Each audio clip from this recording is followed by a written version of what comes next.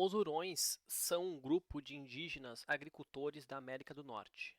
Antigamente viviam em tribos de até 1000 membros. Em suas aldeias, que eram geralmente fortificadas, eles chegaram a construir casas de até 60 metros quadrados. Todas as famílias de índios hurões tinham seu próprio lote de terra para cultivar e usavam a técnica de corte e queima para limpar campos de árvores ou qualquer forma de crescimento que pudesse interferir na agricultura. As casas são feitas de madeiras das florestas próximas. As aldeias Huron geralmente tinham 900 a 1.600 pessoas morando nelas, com até 50 malocas por aldeia. A tribo Huron tinha uma cultura que dependia muito da plantação de milho, feijão e abóbora. O milho era o principal ingrediente de sua dieta agrícola.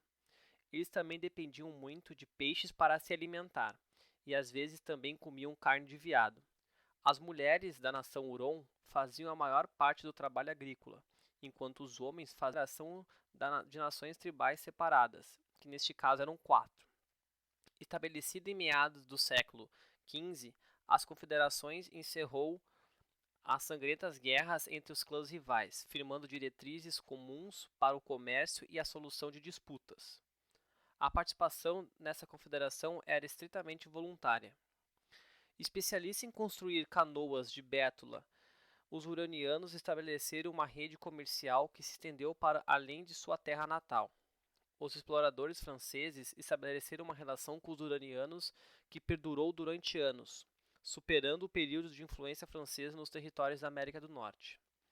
Na época dos primeiros contatos com os europeus, os uranianos somavam 20.000 a 40.000 pessoas.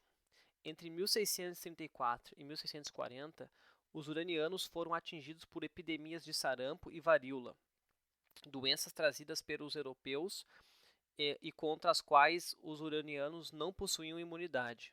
Como resultado, a população uraniana caiu para aproximadamente 12.000 indivíduos. Hoje possui várias reservas em Quebec e nos Estados Unidos. Vou falar sobre os moicanos.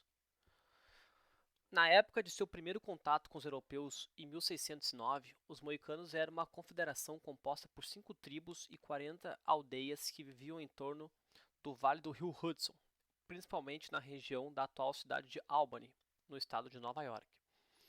Eles se chamavam a si próprio do termo que significa povo das águas que nunca param. Eles falavam a língua moicana, que hoje é extinta. Tradicionalmente, as aldeias moicanas eram compostas por 20 e 30 casas longas, localizadas em colinas e bem fortificadas. Plantações de milho cercavam as aldeias.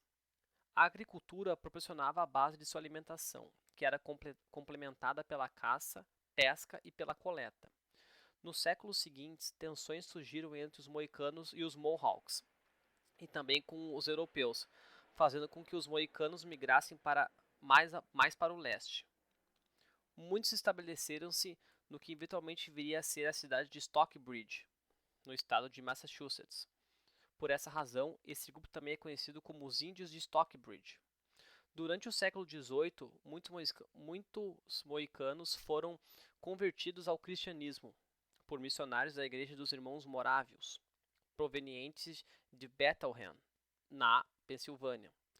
Durante a Guerra da Independência dos Estados Unidos, os moicanos se aliaram aos estadunidenses, participando do cerco de Boston e das batalhas de Saratoga e Monmouth. Na década de 1780, uma parte dos moicanos se mudaram para o oeste do estado de Nova York, dividindo uma reserva indígena com os índios Oneidas, na que ficou sendo conhecida como Nova Stockbridge. Nas décadas de 1820 e 1830, o grupo migrou para o nordeste do estado do Wisconsin, onde se uniu ao grupo indígena Munsee, formando os chamados moicanos Stockbridge-Munsee. No final do século XX, os moicanos se juntaram a outras etnias indígenas na reivindicação de 23 mil acres de terra no condado de Madison, alegando que tais terras haviam sido adquiridas dos indígenas inconstitucionalmente pelo Estado devido ao fato de tal transação não ter sido ratificada pelo Senado. Em 2010, o governador David Paterson anunciou que chegará a um acordo com os moicanos. Esses teriam aceitado receber 2 acres de terra reivindicados no condado de Madison, mais 330 acres de terra no condado de Sullivan, em Nova York, onde o governo estava incentivando o desenvolvimento econômico. No local, os moicanos teriam permissão federal para a exploração de um cassino. Porém, o acordo gerou protestos de autódromos, de outros cassinos, de interesses privados e de outras tribos.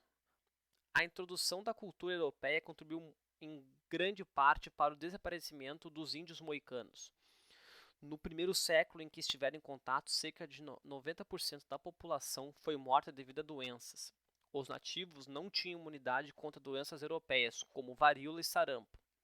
As tradições culturais dos moicanos começaram a cair no esquecimento, quando o comércio e os esforços dos missionários começaram a substituir a economia moicana e a espiritualidade. O povo moicano de hoje tem pouca influência cultural original porque os costumes dos antepassados deles foram perdidos. Agora vou falar um pouco sobre a tribo dos Hopis. Os Hopis são uma nação indígena dos Estados Unidos da América que vivem principalmente na reserva Hopi, no nordeste do estado do Arizona, com 1,5 milhões de acres, e que está rodeada pela reserva Navajo. Alguns Hopis vivem na reserva indígena do Rio Colorado, ao oeste do Arizona. Os Hopi estão organizados em clãs e quando um homem se casa, os filhos ficam membros do clã da mulher. O clã do urso é um dos mais conhecidos. Este povo continua a praticar a sua cultura tradicionalmente, num grau mais elevado que a maioria dos outros nativos americanos. Mas, como acontece com as restantes tribos, eles foram severamente influenciados pelo modo de ver dos estadunidenses.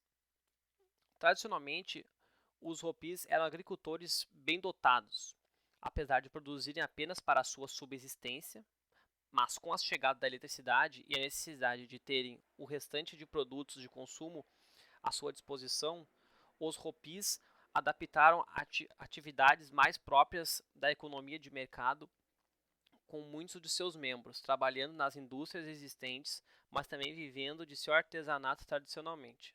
Apesar de terem sido muito influenciados pelo trabalho missionário e terem adaptado, em grande medida, os problemas do consumismo e do alcoolismo, os Hopis continuaram a manter o núcleo de suas tradições.